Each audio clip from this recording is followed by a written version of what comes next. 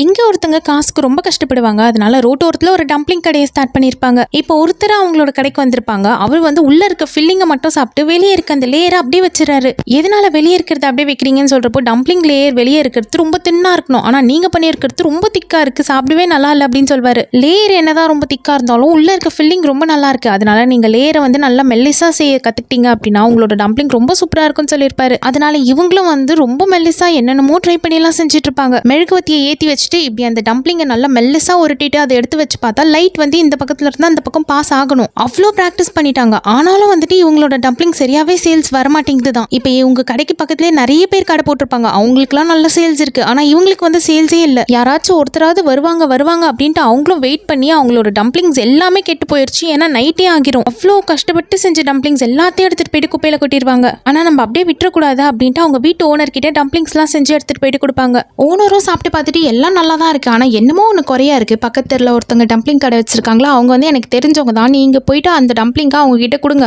அவங்க வந்து சாப்பிட்டு பார்த்துட்டு இதுல என்ன பண்ணலாம் அப்படின்னு சொல்லுவாங்கன்னு சொல்லி அனுப்பியிருப்பாங்க. அதே மாதிரியே எடுத்துட்டு போயிட்டு கொடுத்தா இப்போ உங்களோட டம்ப்ளிங் லேயர் வந்து ரொம்ப திக்கா இருக்கு அப்படின்னு சொல்லுவாங்க. நானும் எவ்வளோ மெல்லிசா தேய்ச்சி பார்த்துட்டேன், நீங்க என்னதான் பண்றீங்க கொஞ்சம் சொல்லுங்களேன் அப்படின்ட்டு கேட்டிருப்பாங்க. டம்ப்ளிங் லேயருக்கு மாவு பேசுறப்பவே அதுல வந்து கொஞ்சம் ஆல்கலைன் வாட்டர் வந்து ஆட் பண்ணணும்னு சொல்லியிருப்பாங்க. ஓ இதுதான் ட்ரிக்கு போல இருக்கு அப்படின்னு சொல்லிட்டு அவங்களும் வந்து அதே மாதிரி செஞ்சிருப்பாங்க. ஆனா அந்த டேஸ்ட் வந்து அவங்களுக்கு சுத்தமா பிடிக்காது. ஒரு மாதிரி ஆர்டிஃபிஷியலா டேஸ்ட் இருக்கும். முதல்ல நிறைய ஆல்கலினை யூஸ் பண்ணிட்டு இருப்பாங்க. அதுக்கப்புறமா எவ்வளோ மாவுக்கு எவ்வளோ யூஸ் பண்ணணும் அப்படின்ட்டு கரெக்டான அளவை தெரிஞ்சுப்பாங்க. கொஞ்சம் கொஞ்சமா இப்போ இவங்களோட சேல்ஸும் வந்து நல்லா இன்க்ரீஸ் ஆகிட்டே தான் போவோம். அப்போதான் ஒரு டான் அங்கே வந்திருப்பாரு. இந்த இடத்துல கடை போடணும் அப்படின்னா எங்களுக்கு காசு கொடுக்கணும், யார் கேட்டீங்க கடை போட்டு அப்படின்னு சொல்லிட்டு எல்லா பொருளையும் அடிச்சு உடைப்பாங்க. நான் ப்ராப்பரா கவர்மெண்ட் கிட்ட இருந்து பெர்மிஷன் வாங்கிட்டு தான் கடை போட்டிருக்கேன் அப்படின்னு சொன்னாலும் நீ எங்க கிட்ட வாங்கணும் அப்படின்னு சொல்லியிருப்பாரு. இப்போ அவங்க ஒன்றும் அப்படி பயந்துக்கலாம் இல்லை, மரியாதையா இங்க இருந்து போறியா இல்லை அடிச்சு ஒன்று கொல்லட்டுமா அப்படின்னு கேட்டிருப்பாங்க. அந்த டான்க்கு இவங்க இவ்வளோ தைரியமா பேசுறத பார்த்தோன்னே அவங்களோட அம்மா ஞாபகம் தான் வந்திருக்கும். அதனால அவங்க கிட்ட இருந்தே டம்ப்ளிங்ஸ்லாம் வாங்கியிருப்பாரு. இப்போ கூட வந்திருப்பாங்களா அடியாளுங்க, அவங்க எல்லாருக்கும் அந்த டம்ப்ளிங்ஸை வாங்கி கொடுத்துருப்பாரு. இனிமேல் உங்களுக்கு எந்த உதவி வேணாலும் நீங்க என்கிட்ட கேட்கலாம் அப்படின்னு சொல்லிட்டு போயிருப்பாரு. ஏன்னா அவரோட அம்மா ஞாபகம் வந்ததுனால.